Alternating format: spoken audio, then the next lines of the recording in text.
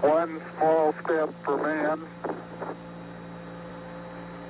one giant leap for mankind.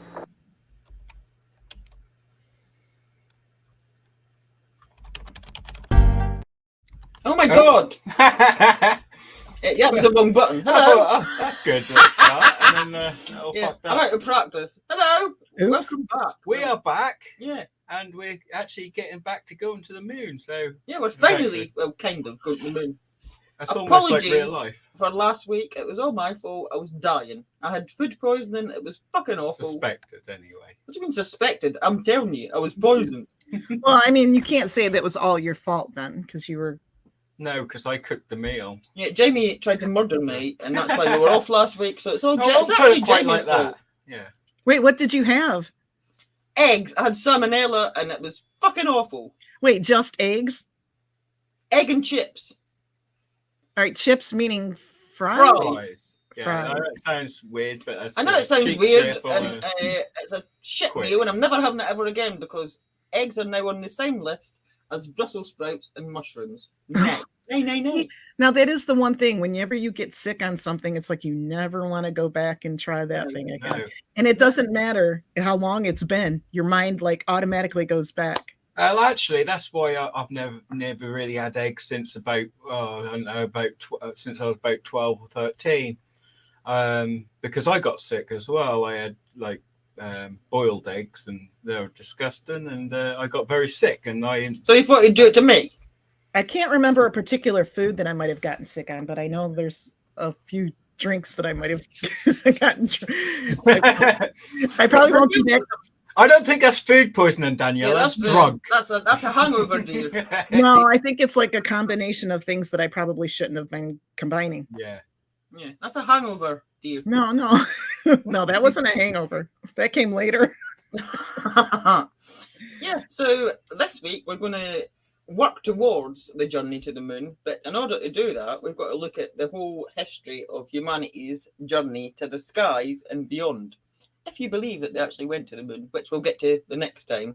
But for this time, we're going to go back a little bit, just Ask Jamie. 2,000 years. I was just going to say, ask Jamie how far back wasn't. Yeah, exactly. I think I did say it before the last show. I said about the research and said I've gone back a little bit. How far? Just a bit, just 2,000 years. I say, don't make sure you don't miss anything out. No, it's not. It's relevant.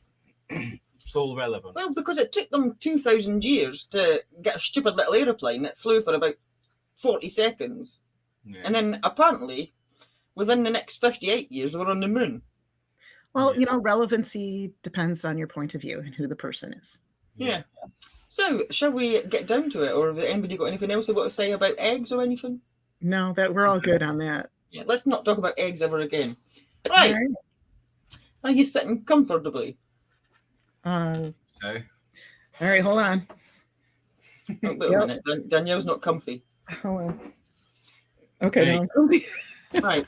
Humanity's fascination with flight goes back more than 2,000 years, so it's all relevant.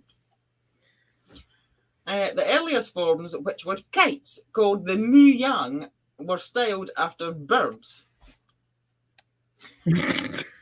I'm just checking that Danielle still changes colour. Yeah. And she does, yeah, we've solved that problem. So, they were styled after birds and were flown in China around 300 BC. And I have got a picture of one of them, and it's amazing. Look at that. Oh, yeah. It's not an actual, I was just going to say that's not orange or anything. It's a sketch. But yeah, a drawing. like the Mothman. it does Well, I look might look like Mothman. We don't Yeah. know, but Yeah, so that is from China. It's it's not a Kodak moment or anything. Don't panic. So these were created for military purposes and were used to measure distance, which was obviously useful information for moving large armies across unknown terrain. The military kites remained in this style, which is actually that way. I'm all upside down and inside that way. Opposite. For hundreds of years before lighter kites that were made of silk and paper began to be created, and they were created for purposes like pleasure and artistic expression. Then, aside for the kites, we had what is known as tower jumpers. That sounds like people trying to end themselves, but Tower jumpers. Tower jumpers. And there have been stories dating all the way back to antiquity of people who basically strapped man-made wings or cloaks onto themselves and launched themselves off towers in an attempt to achieve flight, because nobody ever said that mankind was brainy. Oh my god.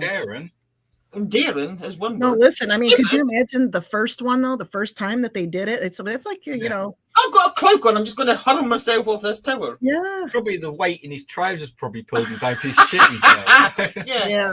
They probably picked the single guy, the guy without a family too, you know. Yeah. You go. Yeah. Off you go. Oh, right. Oh, that didn't work. You'll be fine. Oh well. Yeah. Maybe Yeah. not. One particularly famous example of this is a story of an Andalusian scientist called Abbas ibn Fumus.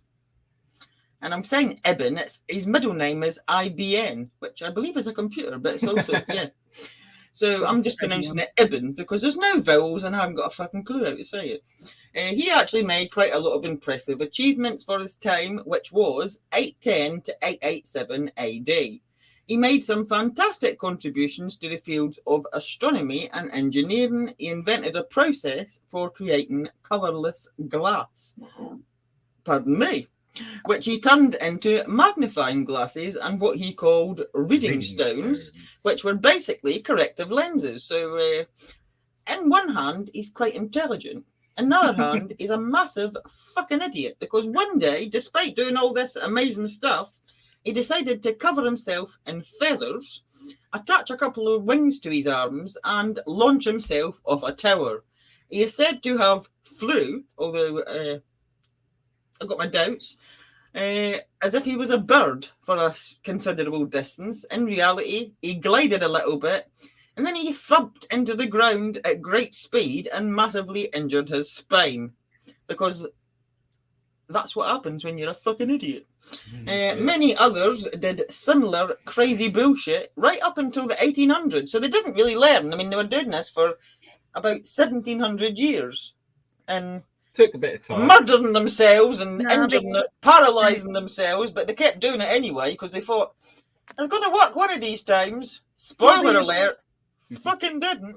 They had to try different bird feathers. Different. Oh yeah, they tried all sorts, Danielle, but it didn't work. I like the fact that he tried to stick on the feathers, like that was the most important thing. Yeah, they got slightly more creative and created devices which allowed them to flap. Yeah, Danielle, flap. No. Danielle loves the word flap. Where did that come from? Lisa's just made that up. Look at Danielle. Oh, I love it. She just made that up, people.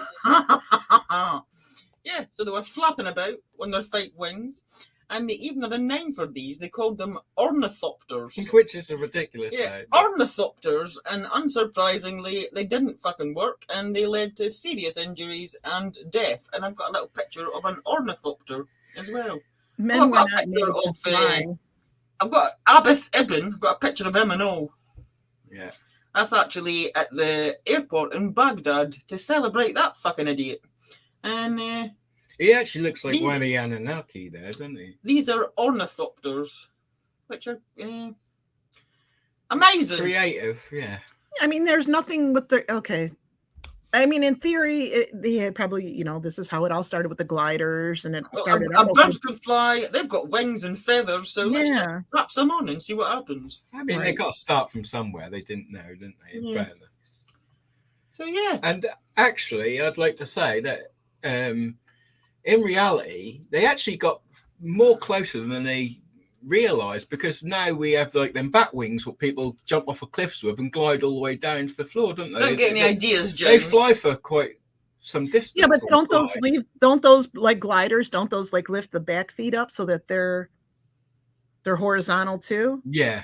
Because really, looking at these pictures, that's the problem. They've got these wings, but there's nothing holding their legs up. You're just going to go. What are you looking over there for? Yeah, what's going on over there? They have like them flight suits, don't they? So, yeah, it's. Don't get any ideas, James. You're not like a bad Looney Tunes movie. Yeah. Yeah. But still, mankind dreamed of taking to the sky themselves. They had the ambition, but not the technology to do so. Or the which we just brains. saw. Yeah. Obviously. In the 16th century, famed artist Leonardo da Vinci was fascinated with the idea of mankind taking to the skies. His book, Codex on the Flight of Birds, contained hundreds of animated sketches detailing the nature of flight and aerodynamic principles. Yeah, aerodynamic even. Yeah. This book would in fact lay much of the foundations for and hugely influence the development of aviation. He was ahead of his time. Yeah, but sadly, Da Vinci himself, despite designing some of the most fantastical flying machines, never saw his ideas come to fruition within his lifetime. It would take almost 300 years before, on November the 21st, 1783, the first I human... remember it well. Do you? The first human would experience Da Vinci's dream. In the September of that year, the idea was put to the test by French brothers Joseph Michael and Jacques Etienne Montgolfier, or something like that. Golfier. Montgolfier, is it? I don't know. Yeah, who successfully completed a balloon flight over Paris. In this test flight, the passengers were a duck, a rooster, and a sheep. That sounds like a really bad joke. That does sound like a bad does. joke. A duck, a rooster, and a sheep walked into a balloon. Now, the thing is, I can understand the duck and the rooster because if anything happened, they'd be able to flap away at least. Flap away. But I think the sheep was quite fucked, to be honest. I hope not. No. Hence the sheep going off the cliff and just. Well, they returned to Earth safely, but, you know, we can say that they're pretty freaked out, especially the sheep. You know, he's never flew in his life. At least the other two passengers had a go before, you know. Had to go before. Yeah, this is old hat to us. Yeah. They had a little experience. Yeah. We got an image of that, don't we? Or did we already show it? Have I? No, it was a Da Vinci image. We showed it. Yeah. Okay. So this paper and silk balloon, which was powered by hand-fed fire, rose 500 feet vertical and traveled 5.5 miles in just over 30 minutes. Within weeks, on November 21st, two men, Francois Pilatre de Rosier and Francois Laurent, hopped. She's got such a good little French accent. Francois Laurent. Oh, oui, oui, oui. I've heard those names before. Listen, that's the only way I know the Francois Laurent. Yeah. Hopped into the, see, this is where it gets trickier. Hopped into the Montgolfier brothers balloon and made history by completing the first free flight carrying humans. We have a picture of that. I've got a little picture of that as well. So when they landed in a farming and vineyard area near Paris, it is rumored that farmers and peasants working in the area were absolutely terrified and thought demons were appearing from the heavens. So the two men then handed out bottles of champagne to the terrified onlookers, which were apparently, you know, that calmed their fears. Here, have a drink. If demons are coming, as long as they give you champagne, it's okay. Yes, that's all The right. demons It's demons like brought the they're drink. evil entities that are intent on your destruction, but they'll give you some champagne, so it's fucking cool. Well, 10 days later, on December 1st, rival French balloon engineers Jacques Alexander Charles and Nicolas Louis Robert upped the ante with their hydrogen gas powered balloon, which traveled 25 miles and stayed in the air for over 2 hours. So they did a little better. Gas balloons became the preferred method of travel. Unlike hot air balloons, gas balloons did not depend upon fire to get them aloft and stay up, and therefore they were able to. Excuse me a minute. Got something in my eye. And a flap of hair, is it?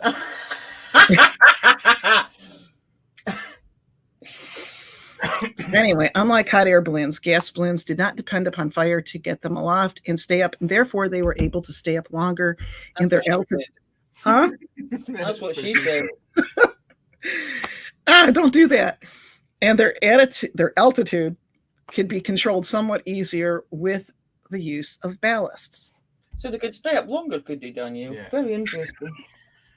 I should imagine that they actually took the champagne there because they thought if they crash, they can just get drunk before they fall. You know, at least we wouldn't know what happened. Yeah. You know, really, because they handed out champagne, you wonder, like, how much champagne were they carrying on these things? Yeah. Yeah. Yeah. So, Anyway. What's True that? story.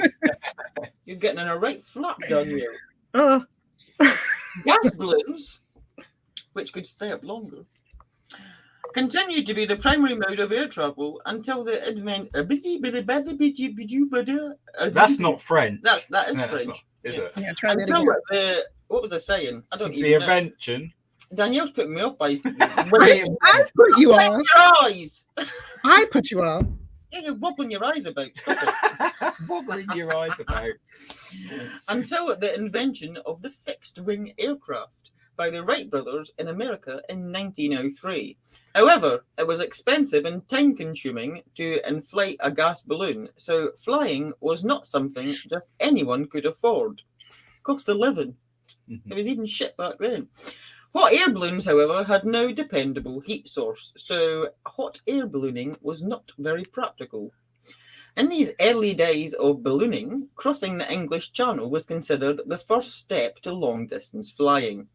In 1785, Pilatre de Rosière, one of the men from the first balloon flight, and a man named Romain attempted to cross the Channel in a balloon which was an experimental system using both hydrogen and hot air components.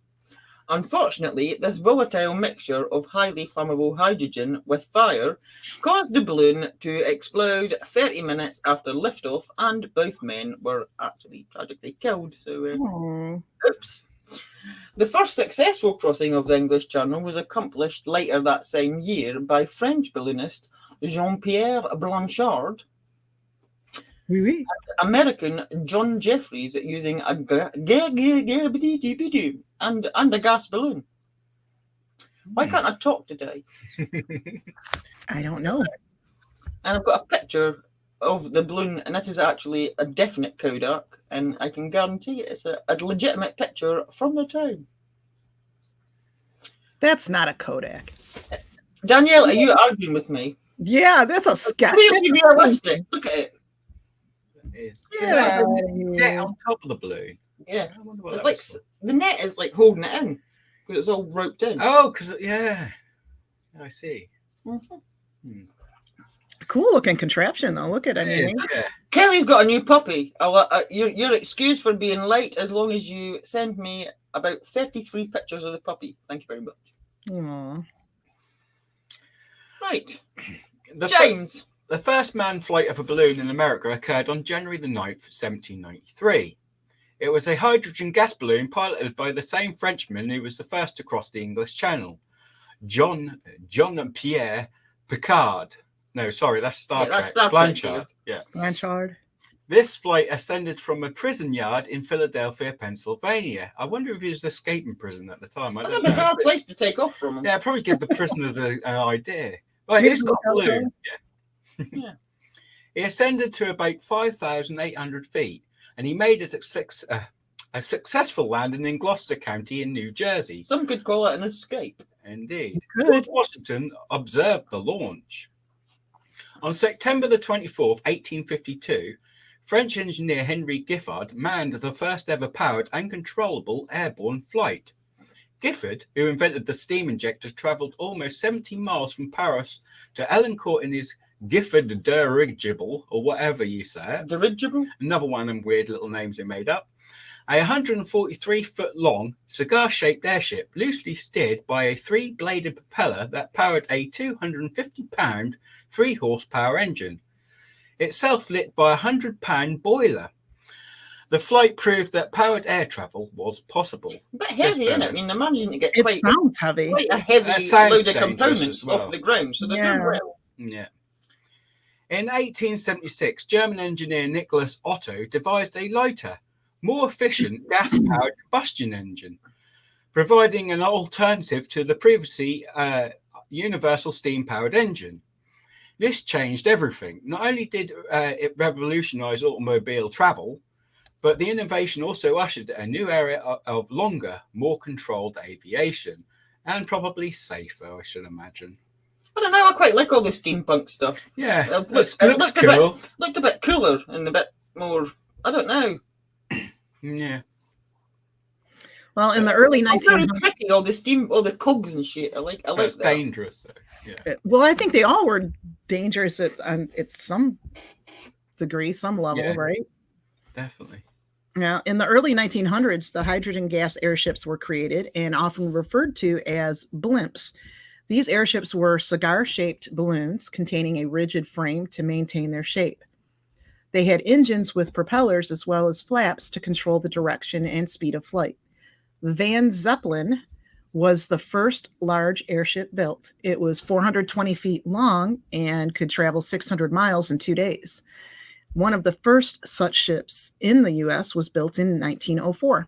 These large ships became the first commercial airliners, and many were made for military uses, but others had luxurious cabins for seating passengers. So that would have been pretty cool. Reminds me back to one of the Raiders of the Lost Ark, Indiana Jones movies. Remember that Zeppelin they were in? They had all the seating area. I bet the passengers were quite tense though at first, weren't they? Yeah.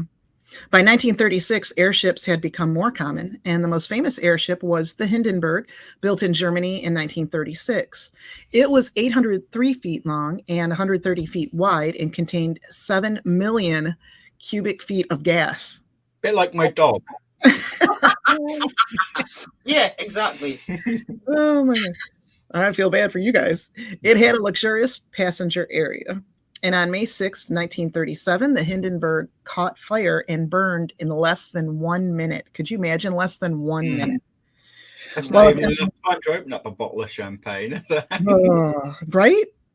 Mm. So with it burning in less than 1 minute while they were attempting to dock in Lakehurst, New Jersey, and of the 97 persons on board, 35 were unfortunately killed.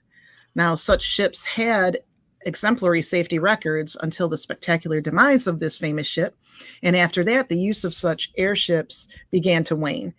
Other disasters with hydrogen-filled airships caused them to gradually be phased out completely, and thankfully, there was another alternative by this point. Yeah, despite the fact, I mean, it's like one of the biggest tragedies in like aeronautics, the Hindenburg crash. But for the amount of gas and how actually dangerous that was and how quickly it went up, they're actually quite lucky that it was only 35 out of the 97 that actually died. Absolutely. Surprised anyone, because For all intents and purposes, it should have been all of them. That looks pretty bad, doesn't it? Yeah. Right. I'm all discombobulated. So, known as the father of aircraft, English engineer Sir George Cayley spent years completing a rigorous study on the physics of flight and would later design the first ever heavier-than-air craft in 1804. And his study not only enabled him to later create a far superior flying machine, but it set out the principles for aviation which allowed other inventors and creators to finally achieve humanity's dream that they'd had for hundreds of years. By 1848, Cayley constructed a glider in the form of a triplane large enough to carry a child. A local boy was selected completely at random for the task. They're like, well, we don't know if this is going to work, but let's just bung a child in there. No. Yeah. They didn't even care to, find out his name. Yeah, they're like, It you're about the right size we need, and you get. His name was never recorded, but thankfully the flight was a success, which is like just lucky for them, really. Yeah. Yeah, did they take him from an orphanage? I mean, whose parents would allow this to yeah, sure, take my kid. No. So, within 4 years, he had created what he called a governable parachute, which was launched from either a balloon or the top of a hill. Not too dissimilar to those weird tower jumpers. But unlike those, this actually worked, and this was an early form of paragliding. I can't speak today. The first adult to use it travelled across Brampton Dale in 1853, and we do have a picture of that, and that's what that looked like. Yeah, so it looks more. Yeah, they're getting there. They are. You can see the progression. Yeah. So half a century would pass before, on December the 17th in 1903, using a combination of Da Vinci and Cayley studies and flying from Kitty Hawk, North Carolina, brothers Orville and Wilbur Wright made the first controlled sustained flight of a heavier-than-air aircraft. each brother flew their wooden gasoline-powered propeller biplane called the Wright Flyer twice. That was 4 flights in total, with the shortest lasting just 12 seconds and the longest sustaining flight for just about 59 Almost seconds. a minute. So they didn't quite make the minute. No. This today is considered a historic event, but at the time it was largely ignored by the media, who believed that the flights were far too short to be important. So they didn't get much credit at the time. Which, I mean, it does like 59 seconds. Is it even a flight, or did it? But it was the start. Almost a minute. You know, when you go back to that picture, it almost looks like the what are they, stingrays or man o' wars? When you look at the That's what I was then thinking of. yeah, you know, and I think that maybe aeronautically those flaps probably made it. He loves the word flaps. I told you. I know. I'm just what else are we gonna call? Okay, the wings, whatever. You're gonna make it like float or glide. On the left there, that's the governable parachute for 1853. And then 50 years later, we've gone from this parachute to the Wright brothers biplane. So you can see there's a lot of similarities within the two. Yeah. But you can see the progression that they've made in that 50 years. It's not massive, but they're getting there. No, they took their notes, you know, and what they can improve on and what didn't work and what did. By 1906 in Europe, the race was on to achieve sustained power flight, and multiple very short powered flights were being tested in France. In March, a Romanian engineer managed a flight of 24 meters in a fixed wing aircraft. He was soon outperformed by Brazilian Albert Santos Dumont, who flew 60 meter in Paris a few weeks later in November of that year. Well done. Well done, him. That's all been French and English mainly, isn't it, so far? Yeah. In 1907, inspired by Da Vinci's drawings, French engineer Paul Cornu became the first man to ride a rotary wing vertical lift aircraft. Wait, these are weird, but they just find out. A precursor to the modern helicopter. Look at that. Yeah. It looks a lot like a drone, doesn't it? That does look like a drone. It looks like a bicycle, a drone, and a pram all Yeah, thrown so they've together. got an old-fashioned pram, a little bit of a BMX, and a couple of oars. A pram is the baby trolley, carriage, yeah, right? A perambulator, a baby carriage. Okay. That's what they're called, a Yeah, I know. perambulator. His vehicle lifted 1.5 meters off the ground and remained there for just 20 seconds, but it was a massive breakthrough. Many had tried to do this over the years, with the first prototype for a rotorcraft being crafted 3 decades prior in 1877 by Italian engineer Enrico Iglesias Formali. Yes, it doesn't say Iglesias. He's just making shit up. I was just gonna say, wait a minute, wasn't that a singer? Yeah. Allegedly. Allegedly, he was a singer, Danielle. Okay. He created an unmanned steam version, but this was the first one to take off with a human pilot. The first famed success in fixed-wing aircraft occurred in 1907 again in Paris, where Gabriel Voisin invented the Voisin biplane and was flown over a kilometre in a flight that lasted 88 seconds. Yeah. Ooh. And this is Going up in time. We've got the pram wheels on it again, but it's very reminiscent of the box kite as well. It looks very kitey. Yeah, that does look like a little kite, doesn't it? Yeah. How strange from the ground that must have looked to see the like bicycle up in the air and then There's a bike stuck to your kite. Yeah. So, however, it was the ingenuity of a man called Alberto Santos Dumont who added what he called ailerons, right? Ailerons? Between the wings. Okay, we're going to say ailerons. Between the wings to gain lateral stability, which led to aircraft becoming a functional established technology. His final design was first flown in 1907. The Demoiselle, as he called it, was capable of flying at 120 kilometers an hour. That fuselage consisted of 3 specially reinforced bamboo booms, and the pilot sat in a seat between the main wheels of a conventional landing gear, whose pair of wire-spoked main wheels were located at the lower front of the airframe, with a tail skid halfway back beneath the rear fuselage structure. In 1908, Wilbur Wright arrived in France and was like... Just like before you continue with that bit, that's a picture of that. Yeah. Who in their right mind would get in that and think, I'm going to fly in this? It looks ridiculous.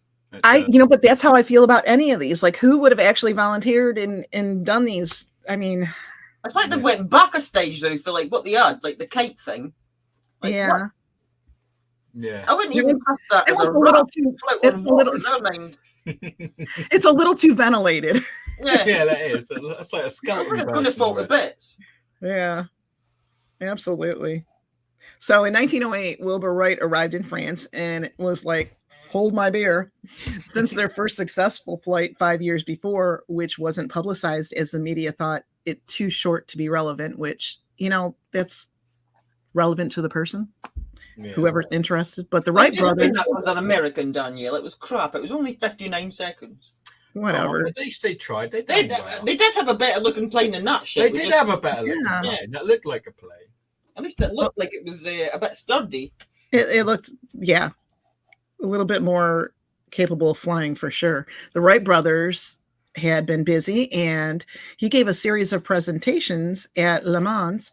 The Europeans, who up until this point were unaware of the achievements being made across the pond, were astonished at the superiority of the Wright brothers aircraft, particularly its ability to make tight, controlled turns, which you think about that on the ground when you're driving a car, right? Like those tight turns you got to make around. Like, what are you making tight turns up in the air for?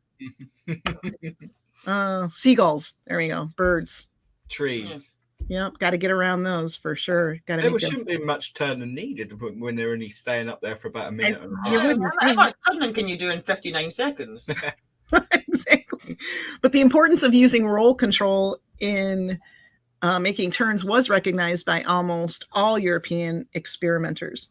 Henri Farman fitted ailerons to his Voisin biplane, and shortly afterwards set up his own aircraft construction business, whose first product was the influential Farman III biplane. And the following year saw the widespread recognition of powered flight as something other than the hobby of eccentric dreamers. On July 25th, 1909, Louis Blériot won worldwide fame by winning a £1,000 prize offered by the British Daily Mail newspaper for a flight across the English Channel.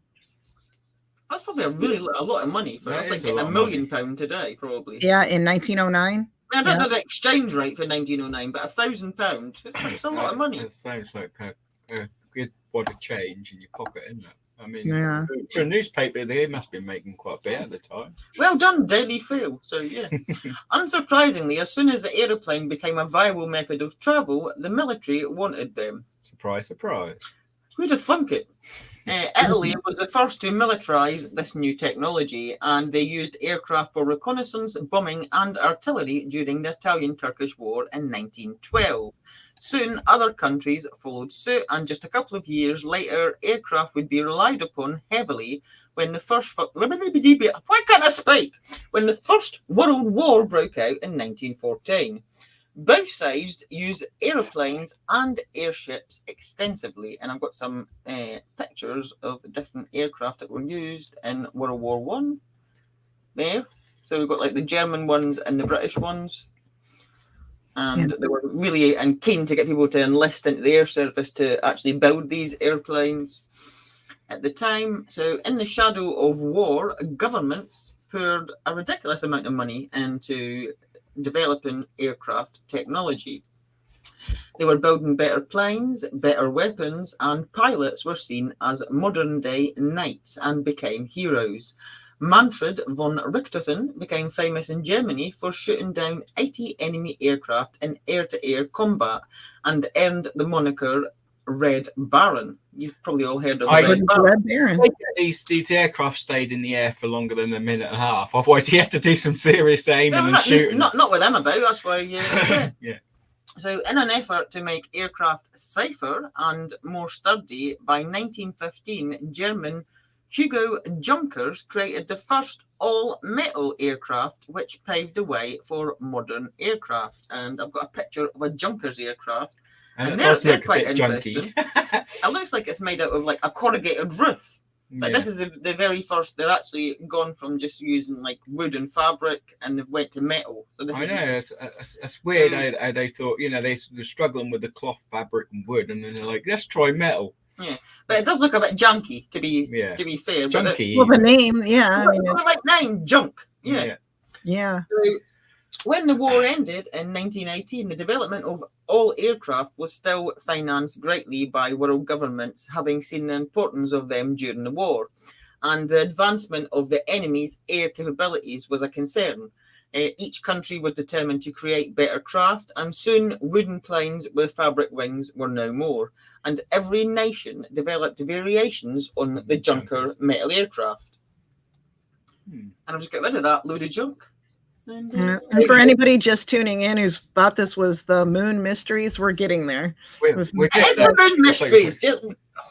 We're leading up to it. Hold on, we're getting there. We're just taking nearly as long as they do. We're going to a little history into the flight. How they got there? It's like the journey into the sky. History into flight. As more money was being poured into technology as a machine of war, in 1919, two veterans, John Alcock and Arthur Brown, flying a modified bomber from the war, made the first non-stop transatlantic flight. Their perilous journey, which departed from St John's, Newfoundland, took 16 hours before they nosedived into a bog in County Galway, Ireland. Remarkably, despite the crash landing, the pair walked away unscathed and history was made. It does look a bit wonky at the front, doesn't it? Yeah, but they probably, hopefully, like glided down into the crash. Glided down a bit, yeah. Well, they survived, so they got there. Yeah. Well done them.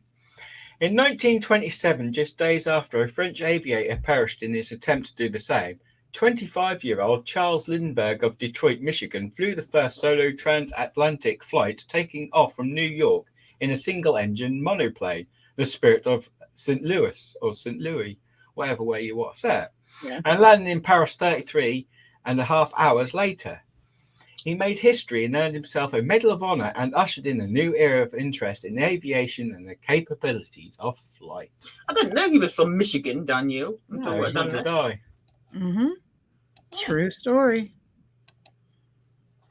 Yep. And then 5 years later, in 1932, Amelia Earhart became the first woman to fly solo across the Atlantic. And of course, I think just about everybody has heard of Amelia Earhart. And she was taking off from Newfoundland on May 20th, 1932, and landing in Culmore, Northern Ireland, 14 hours later, instantly propelling her into celebrity status. Sadly, this would not last long, as in 1937, Amelia vanished during an attempt to circumnavigate the globe and was sadly never heard from again. So she went from the celebrity status in being the first woman to fly solo to everybody knowing her under this mystery of the missing Amelia Earhart. So probably vanished because she was mortified that she had to wear that hat. Right. Why she got a swimming cap on? Just in case she had to nosedive into the ocean, I guess, or something. There you go. She got it. Yeah. Who knows? That may have helped. We don't know. Soon commercial. We'll have to cover it at some point because there's loads of conspiracies. Yeah. Made her head more aerodynamic, like me. Yeah. So soon commercial flights across the Atlantic were offered, albeit with a series of smaller journeys. These were initially cargo flights offered by German carrier Lufthansa. They flew airmail from Brazil to the Canary Islands and then on to Spain and finally stopping in Stuttgart, Germany. Pan Am, there's a name from the blast from the past. Pan Am's Clipper were Boeing 314, which were flying boats. That's how they. These are amazing, actually. Yeah. Look at that. Look at the little passenger compartments. Look at them. The crap. They were named quite well as flying boats, right? So Pan Am had 9 of these, and they made them to fly across the Atlantic regularly with passengers. And the first flight took off on June 24th, 1939. But these were soon suspended and didn't really get off the ground literally because World War II broke out when Germany invaded Poland just a few weeks later on September 1st. And for the next 6 years, the world would again be engaged in conflict, which drove the advancement of aircraft technology further, albeit as a machine of war. They had to be put this on the back burner, so to speak. They hadn't really, like, when they hadn't really obviously commercialized it yet, because look at all the room. You're getting a whole room to yourself. Now you're Yeah. just stuffed in with, like, Squashed minimal up. leg room, just ramming as many seats as possible. But, I mean, they're giving you, like, whole compartments here, so they've not really clicked on to how much profit they could make at that point. Mm-hmm. I might get rid of that. Yeah, that's another story, Erdy. That's another story. Yeah, Amelia Earhart. Yeah. Yeah.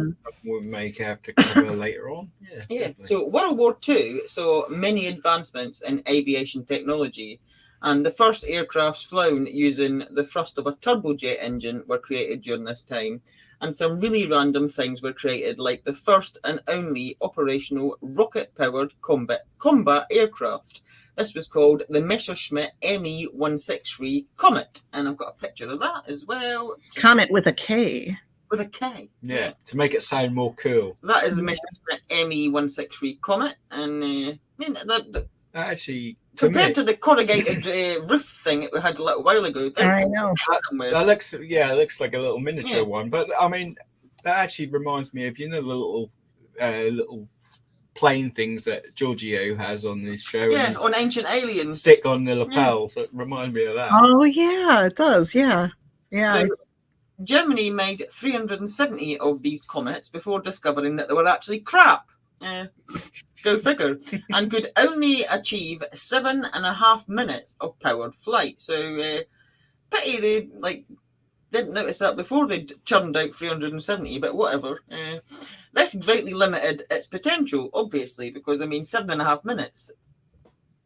I mean, it's better than 59 seconds, but I mean, really, come on. Mm-hmm. And they did begin to make efforts to improve this and its potential, but the Allied forces by that time were closing in, and Germany would, as we now know, soon be defeated in 1945.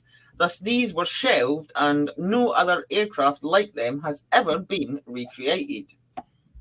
After Hitler was defeated, and having noted the superior advancements in technology that Germany had undoubtedly made during the war, I mean, they'd done a lot of crap, quite atrocious things during the war, but their technology and the development, especially in aeronautics, was quite amazing. Some of the things that they'd done. Both the United States and the Soviet Union's response to this was to swoop in and launch programs to grab up German scientists, engineers, and technicians and bring them to their respective countries for government employment. Now, one could argue that they should have been treated as war criminals, given the fucking atrocious things and the atrocities that were committed during World War II. Yeah. But there you go. They weren't. They were brought to America and Russia and were given quasi-new jobs instead because That's what we do. yeah, it shouldn't be what we do because they were fucking criminals. And Well, we had a history of doing it, didn't we? Yeah, especially. But let's just give them a amazing little job, give them a house, bring their whole family across. Fuck it. The thing what amazes me as well, it's always like, even to this day, you always hear, you know, Russia's always suspecting America of things, and America's always saying Russia could be doing certain things and that. But they share quite a lot of things, don't they, with each other for being like scared that each of them's going to start something. You know, they basically share the sort of space program today. You know, the space station apparently. And they shared all these scientists and experts out, which, you know, proves that it's probably all a bit of bullshit, to be honest. But anyway. Dubbed in America Operation Paperclip, and in Russia Operation Ossa Viakim, which my God, that's the first time you said it properly. Yeah, which sounds like a washing machine detergent or something. Also Viakim. Get your weights whiter than white. These top secret government missions recruited not just one or two Germans, but hundreds of them. United States took about 1,600 and their families. These weren't just your basic soldiers following orders.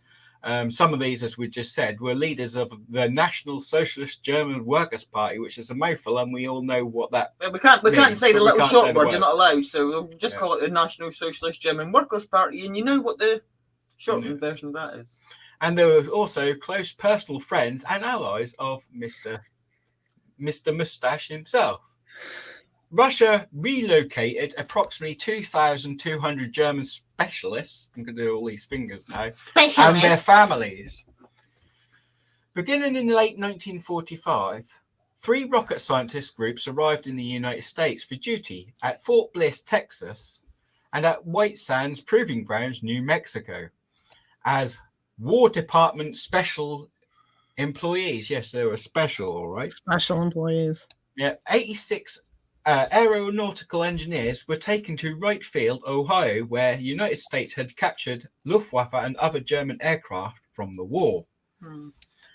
See, I don't give a shit what advancements they made or what people like Werner von Braun V2 rocket helped and to stuff. develop. I don't give a shit. These people should have been tried as war criminals and treated accordingly. They shouldn't have been brought across and given a new job and a new life and freedom, because what they done was fucking disgusting. That's just my opinion. Don't come for me. But you're right. It is just that, again, this is what we do. We did this in other areas after World War II as well. So Yeah. anyway, many were sent to work for the National Advisory Committee on Aeronautics, which was NACA, not NASA yet. NACA. So the National Advisory Committee on Aeronautics, which had been founded in March of That, I've just noticed, I didn't notice when I was doing this, that at the front there on the right, that's Werner von Braun. Oh, yeah. I didn't notice that when I grabbed the picture, but yeah, that's Werner von Braun.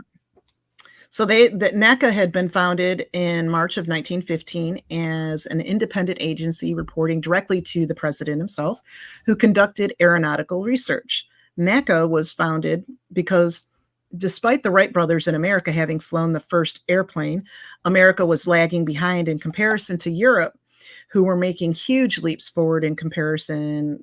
And in America, they wanted to be ahead of the game. So after World War II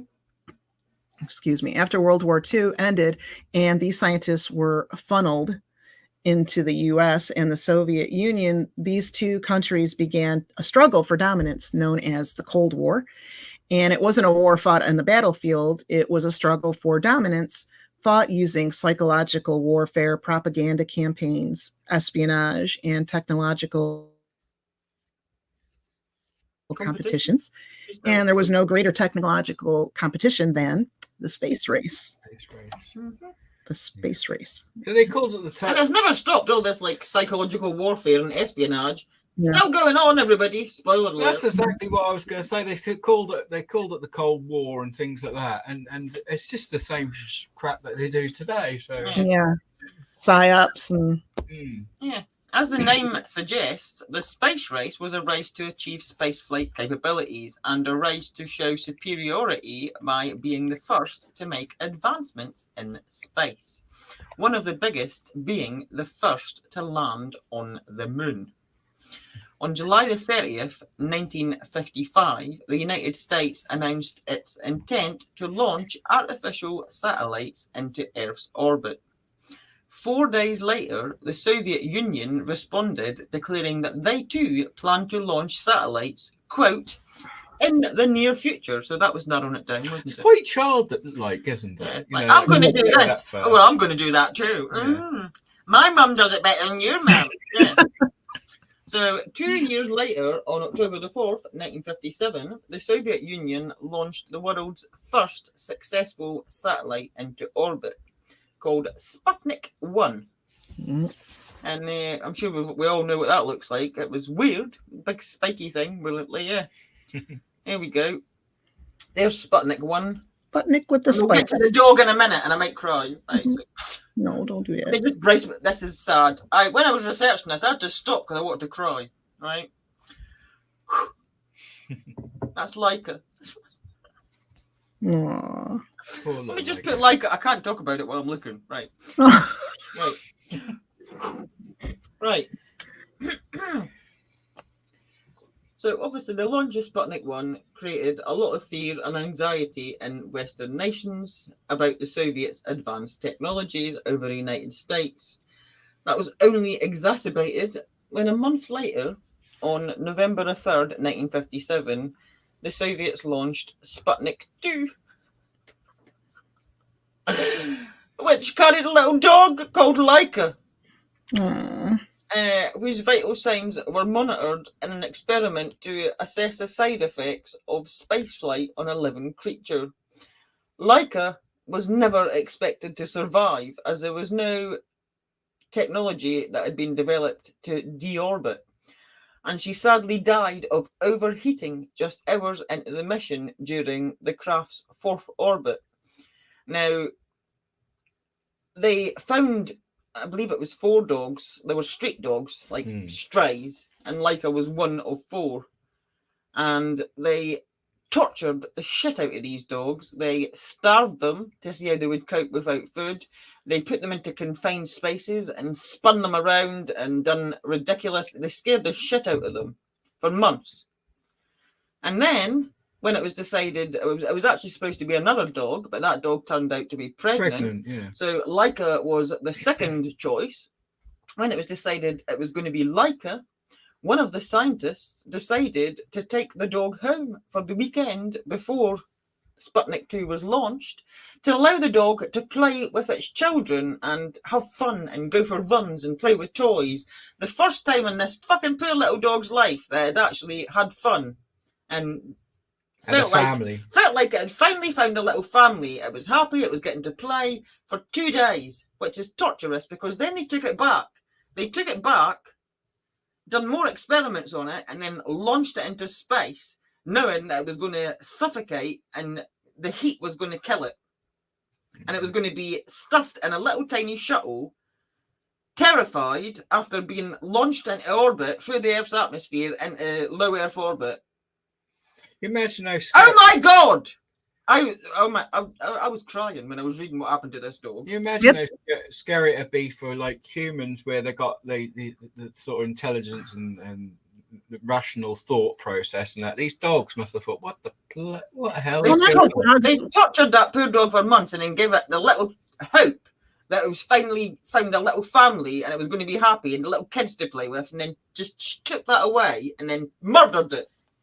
Well, unfortunately, that's kind of universal, the way that animals were used in different tests as different test subjects for different things. But, you know, especially when it comes to dogs like that, they have such personalities. Beautiful. Look at little Laika. I know. It's like they have such personalities. It's like almost sending, well, I was going to say, look at in the previous slides we did, they put a kid up there. Like, who does that? Now we're putting that little picture. It looks stressed. I can't. No. Go on, Jamie. You take over. Well, I'm not finished. But, she got the last paragraph. She got a bit carried away. I know. I was going to let him take over because you were so distraught. Because I'm so upset. Emotionally. Read the last paragraph. I can't do it. Distraught. These Russian achievements had the United States worried and directly led to the National Advisory Committee for Aeronautics, NACA, being changed into the National Aeronautics and Space Agency, NASA, that we know and love. That's not true, because we all know that stands for never a straight answer. Yeah, on October 1st, 1958. That's a good trivia right there, though. You know, when did NASA become NASA? And I didn't realize it was 1958. It was all because of Laika. Because of Laika. And perhaps it was the start of the RSPCA. I was just going to say, when did they start to get involved? Right.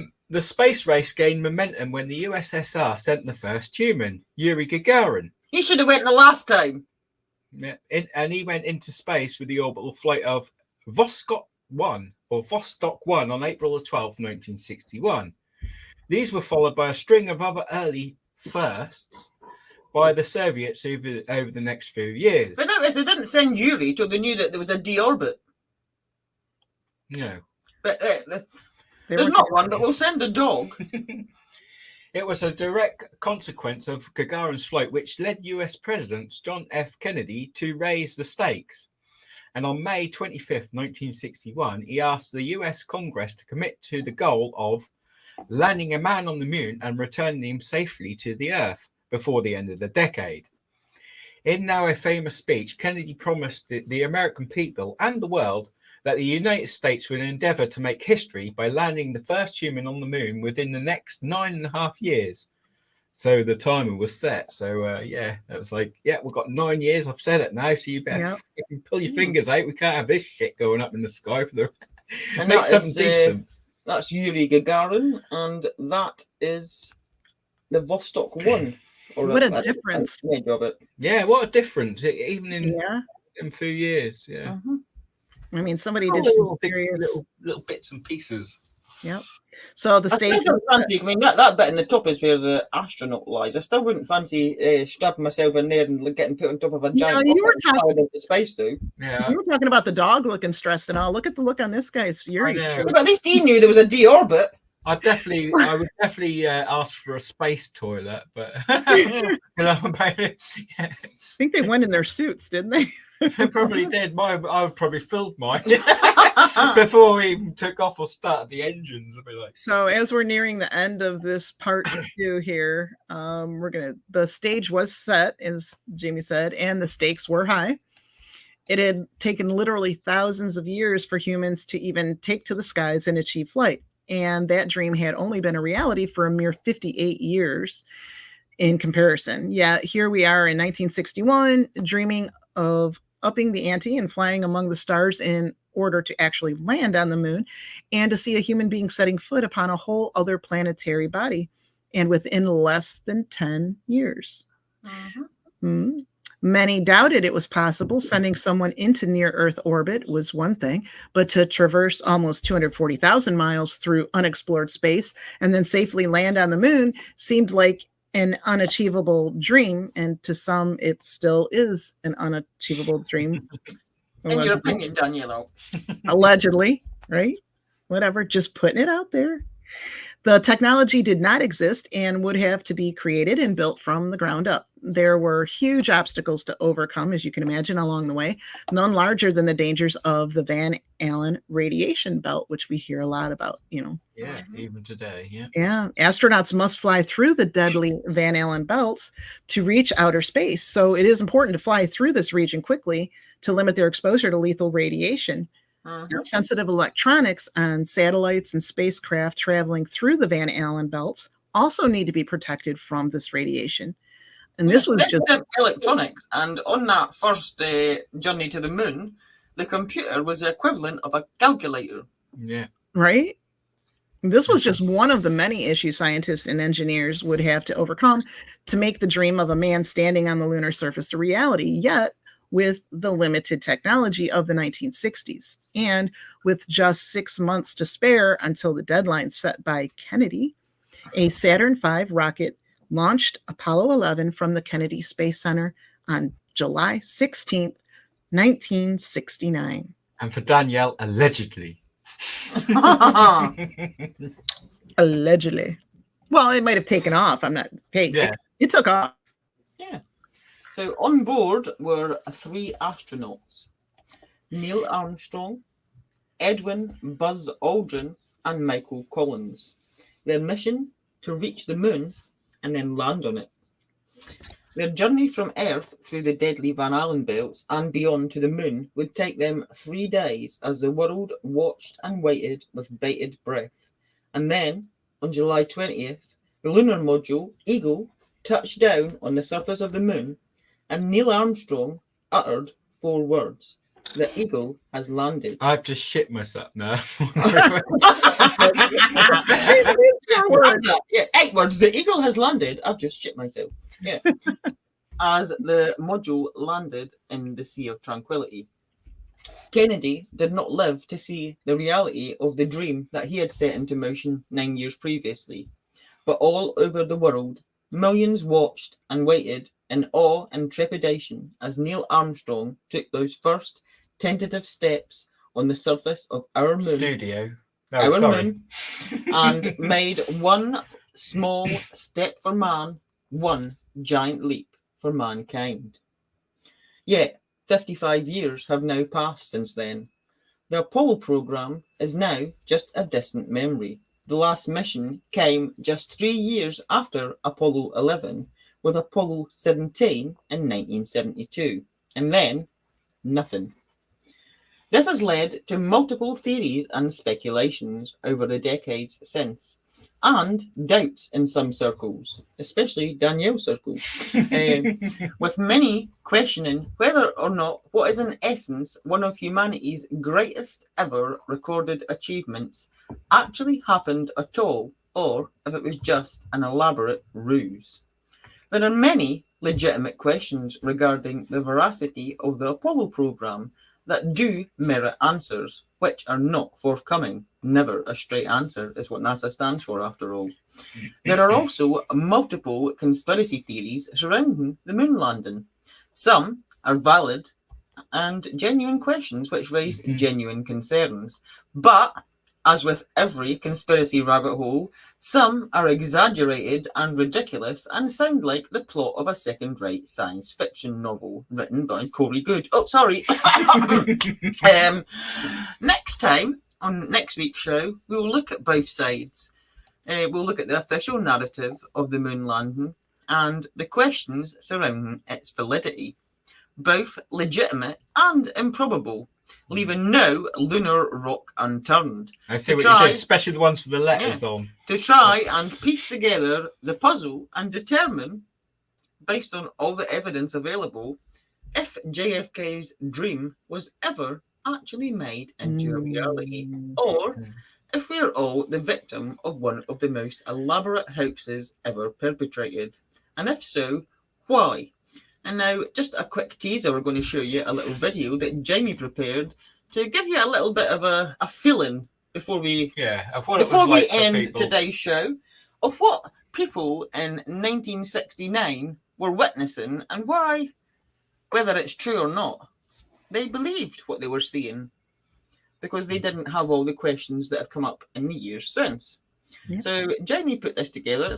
I'm quite impressed with his little video, to be honest, and he's now going to play that for you. Or am I going to do it? Are you ready? I'm ready, but I don't know how to make it. I'll do it then. You'll do it then. Yeah. I thought he was all ready. This is Jamie's little video that he made, just to give you a little bit of a feeling. Just give it a feeling and get you excited for this. Just pretend you're in 1969 and people are going to the moon. It's something that you've been waiting for 9.5 years since John F. Kennedy said that they were going to go to the moon, not because it was easy, but because it was hard. And this is why maybe you believed it.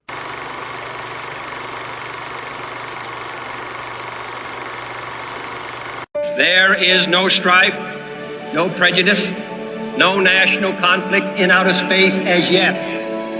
Its hazards are hostile to us all.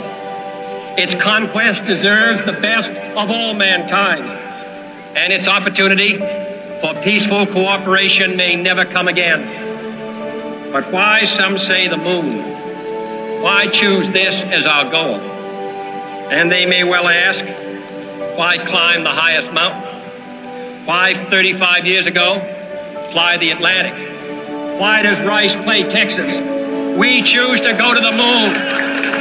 We choose to go to the moon.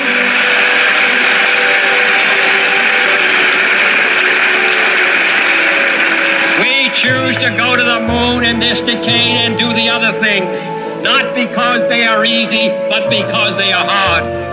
Because that goal will serve to organize and measure the best of our energies and skills.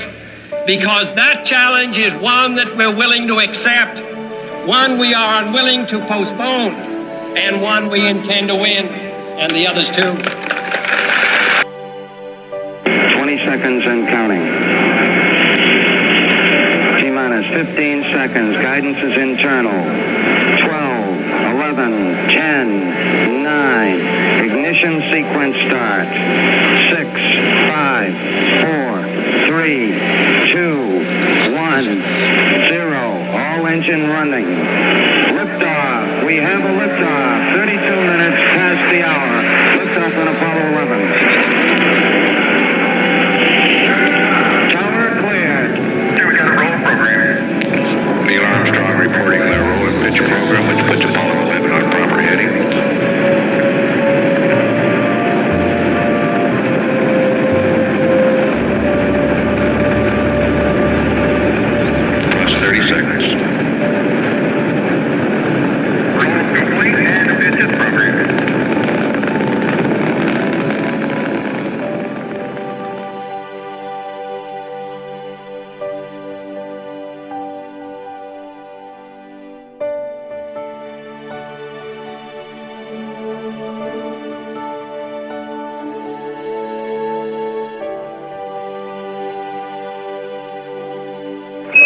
Houston, we see you on the steerable, over. Roger, Eagle, contact. Roger, how does it look? Eagle has wings. Roger.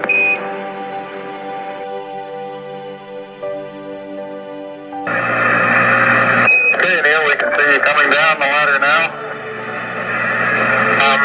At the foot of the ladder, the limb footpads are only impressed in the surface about 1 or 2 inches. I'm going to step off the limb now. It's one small step for man, one giant leap for mankind.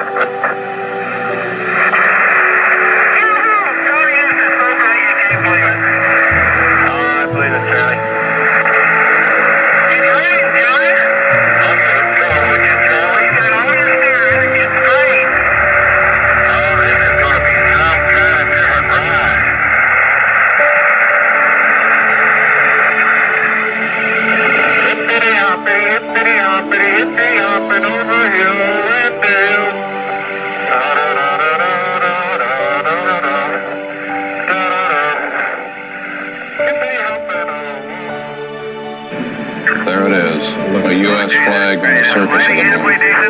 Yes, indeed. They've got the flag up now, and you can see the stars and stripes on the lunar surface.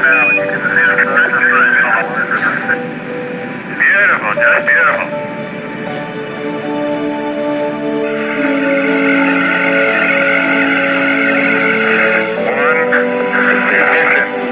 On our way, Houston. Vector good. We're burning full.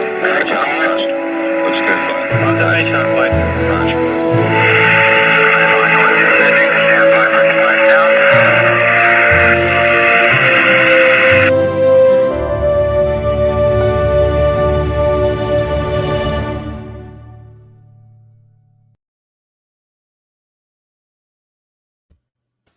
Yeah. So you can imagine how it felt, being back that time. Some of you may have been there, but it must have been quite emotional and exciting and things like that. And I'd like to point out when on that video there that we did have the moon buggy, and that was obviously not from the first one, but that was actually being engineered. That was supposed to go, I believe. That was being tested and that actually at the time when they were launching. So Yeah.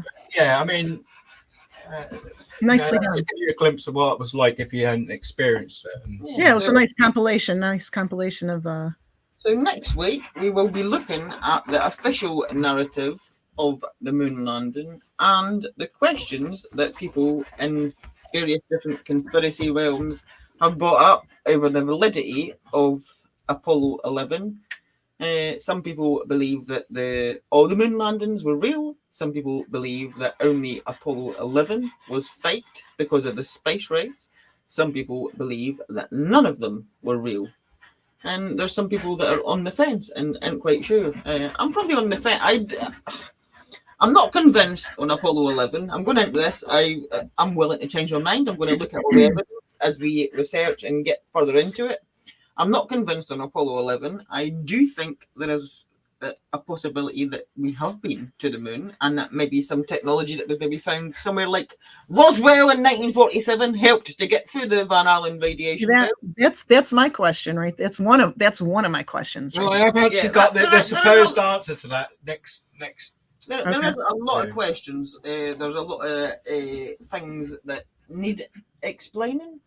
The original footage was lost by NASA. One of the most important steps.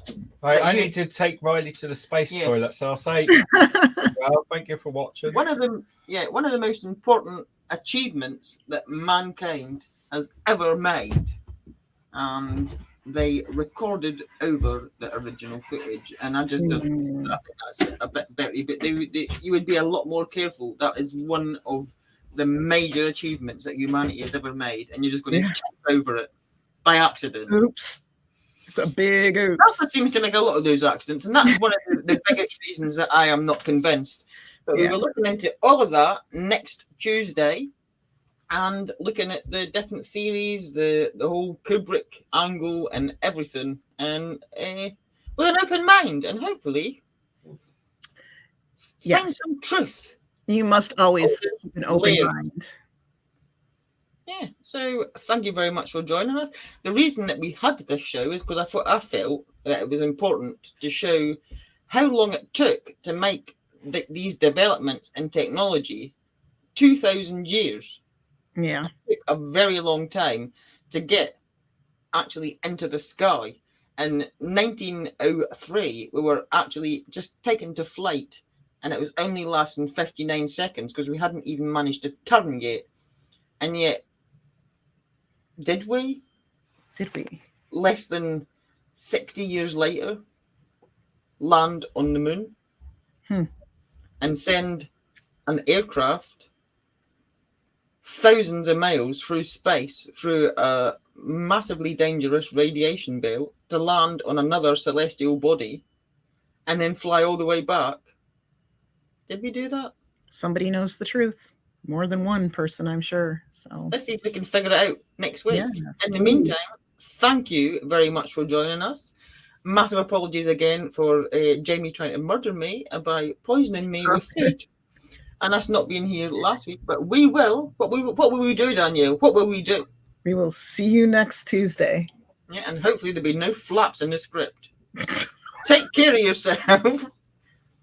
Look, she just got to change colour one last time. Take care of yourselves and each other. We love you, appreciate you. Make sure you put a big thumbs up on this video. Check out our webpage, share the video, like everything, and we will see you next week. Yes. Bye-bye, Thank you. everybody. Bye. Let me just find the outro because I'm out of practice Yeah, now. outro. Oh, there it is. Bye. Love you.